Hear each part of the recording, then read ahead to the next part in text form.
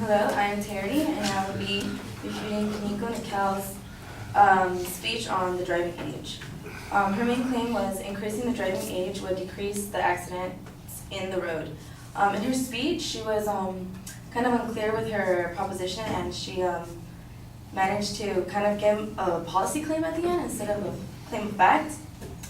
But her secondary claims are people at the age of 16 and 17 have a greater risk, which is already kind of unclear, greater risk for what. And her secondary claim is people at the age of 16 and 17 are mentally unprocessed to drive. And her third claim is distractions cause teen drivers to lose focus and make mistakes.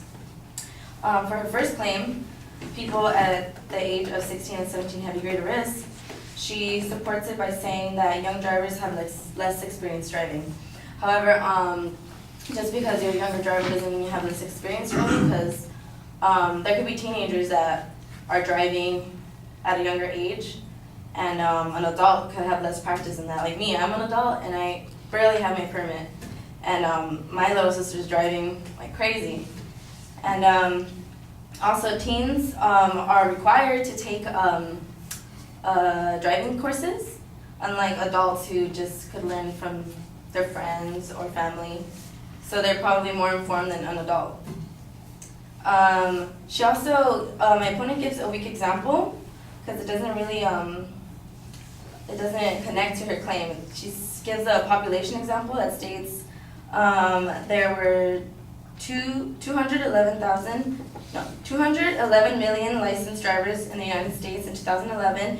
Young drivers accounted for 6% of the total. But this doesn't have anything to do with her claim. In fact, in her research, I found that found that the age group of 15 to 20 years old driver fatalities have declined since 2003. So that kind of counters her main claim. Her second secondary claim states that people at the age of 16 and 17 are mentally unprocessed to drive. She supports this by saying that teens' brains are not fully developed. She gives an example, evidence from G.J.E.L. Accident Attorney article, Teen Brain Development and Impact on Safe Driving. States a dearth of white matter explains why teenagers are much more likely to speed, disobey traffic signs, and lose control of their vehicles. However, in her research again, I found that 20 to 44-year-old age groups are 4 times more likely to crash at night due to alcohol consumption. And alcohol consumption could make someone crash exactly the same way by speeding, disobeying traffic signs, and losing control of their vehicles. So, and according to Dr. Oz, your brain, when you consume alcohol, turns into like a walnut and it dries up, which is why people black out and they lose control of who they are, which is far more dangerous than not being fully developed. A sober teenager that's not fully developed in the brain, that's lacking white matter. And in this statement, she also says that a lack of white matter causes more accidents than a lack of driving, which is not the case, because I found that people who have their permit at 7 months have a very low risk of crashing than someone who has a permit for only 1 month, which is not that much time, and it's just practice. So that that makes people crash less practicing, because it's kind of a muscle memory type thing.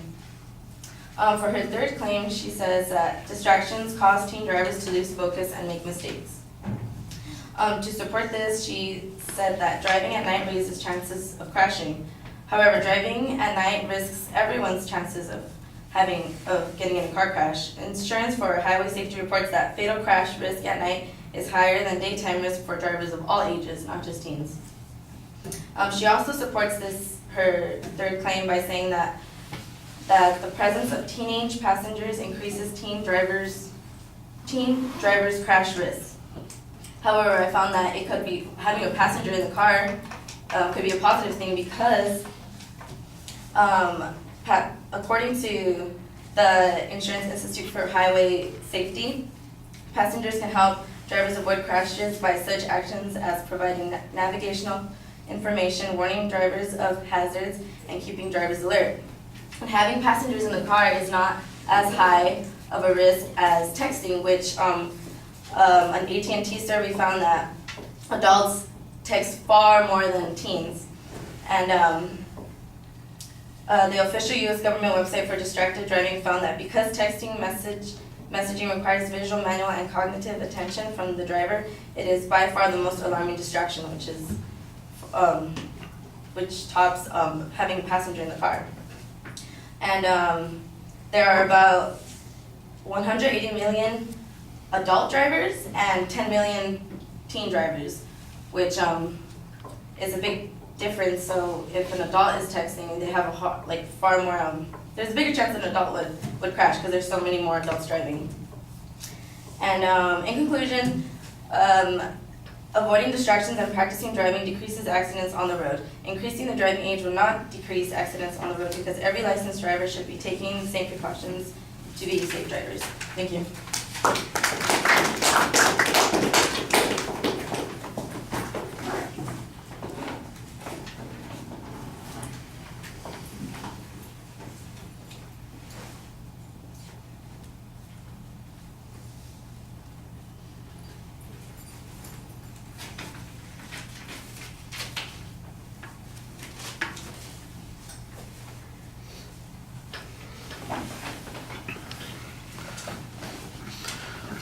All right, I thought you did a pretty good job presenting the structural material at the beginning, so that makes it easy to follow. The signpost on the first point is talking about risks. You do have this question about why that particular statistic is relevant that you're making on the first point, the 6%, being the total people who are driving in that particular age category. You say it's not relevant. I don't remember what the advocate's evidence said, but it would be likely for me to believe that the reason that was being mentioned because that they represent a particular percentage of the population of driving, but they represent a different percentage of the population of accidents, either fatal or non-fatal accidents, in which case the comparison, I think, is a little bit more relevant than you seem to be suggesting here.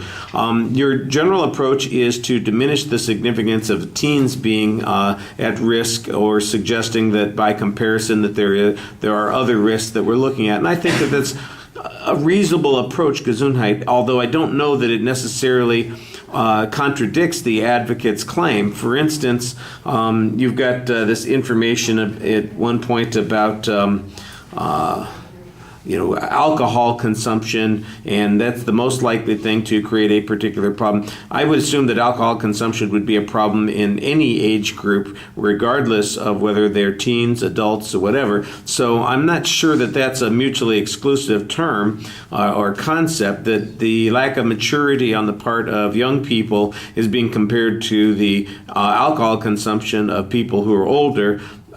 I'm not... that seems to me like they're two separate issues. Similarly, I think you have the same problem on a point later on, which talks about distractions. Texting, for instance, I don't think anybody denies that texting is a distraction. The idea that more people text who are adults, well, that's true because more people who are driving are adults, and so there's going to be a larger percentage there. What would be helpful would be some comparison of texting teens versus texting adults and percentages of accidents, that sort of thing. We don't get any of that kind of comparison. So I thought that you did a good job raising questions, maybe giving us a press to diminish the argument, but like I said, I'm not exactly sure that it really competes with those issues. And you did cite sources on your argument, and I appreciated that. The night driving thing, it's the same kind of argument. Night is threatening to everybody, but the question is it more threatening to a particular group who are new drivers?